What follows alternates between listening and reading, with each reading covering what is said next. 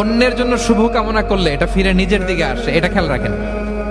এটা একটা life hacks share করতেছি, আজীবন কাজে লাগবে। অন্যের জন্য যেটাই ভালো কামনা করবেন এটা ঘুরে আপনার দিকে আসবে। অনেকে বলে হুজুর ওর জন্য দোয়া করে আমার কি লাভ? নিজের জন্য আল্লাহ আমারে মাফ করে দাও, আল্লাহ আমারে সমৃদ্ধি দাও, আল্লাহ আমার বেতন বাড়াও, আল্লাহ আমার ব্যবসায় বরকত দাও, আল্লাহ আমার ছেলেরা হাফেজ বানাও, আল্লাহ আমার বউ, আল্লাহ আমার মেয়ে, আল্লাহ আমার আমার আমার সব আমার ভালো আপনি চাচ্ছেন নিজের জন্য, অন্যদের জন্যও চান।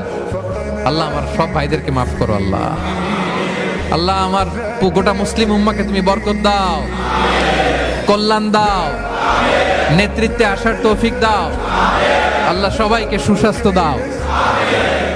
এটা ফিরে আপনার দিকে আসবে। অন্যের জন্য শুভকামনা বহুগুণ বৃদ্ধি হয়ে নিজের দিকে রিটার্ন করে। বিষ্ণু সাল্লাল্লাহু এটাই বলেছেন, মা মিন আবদিন মুসলিমিন ইয়াদউ লিআখিহি বিযাহরিল গায়বি ইল্লা ক্বালা লাহুল মালাকু ওয়া লাকা বিমিসলিন। কেউ যদি তার ভাইয়ের অনুপস্থিতি তার ভাইয়ের জন্য দোয়া করে, ফেরেশতারা ওই দোয়াটা তার জন্য আগে আগে করে। তাহলে অন্যের জন্য শুভকামনা করলে, দোয়া করলে লাভ না লস? ধরেন আমি মোশাররফ ভাইয়ের জন্য দোয়া করলাম যে আল্লাহ মোশাররফ ভাইকে তুমি সুস্থ করে দাও, তখন ফেরেশতারা বলে আল্লাহ যিনি দোয়া করতেছে তার যদি কোনো রোগ বালাই থাকে আগে তারে সুস্থ করে দাও। ধরেন আমি বেলায়েত ভাইয়ের জন্য দোয়া করতেছি, আল্লাহ বেলায়েত ভাইয়ের এই সমস্যা আল্লাহ তুমি দূর করে দাও, ফেরেশতারা বলবে আল্লাহ যিনি দোয়া করতেছে তার যদি এই সমস্যা থাকে আগে তারে এটা দূর করে দাও।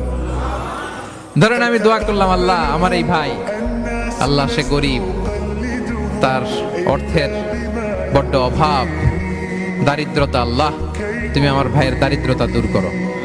ফেরেশতারা বলে ওয়ালাকা বিমিসলিন, তোমার জন্য এটা, মানে আল্লাহ যিনি দোয়া করতেছে তার যদি অর্থের প্রয়োজন থাকে আগে তার দারিদ্রতা দূর করে দাও।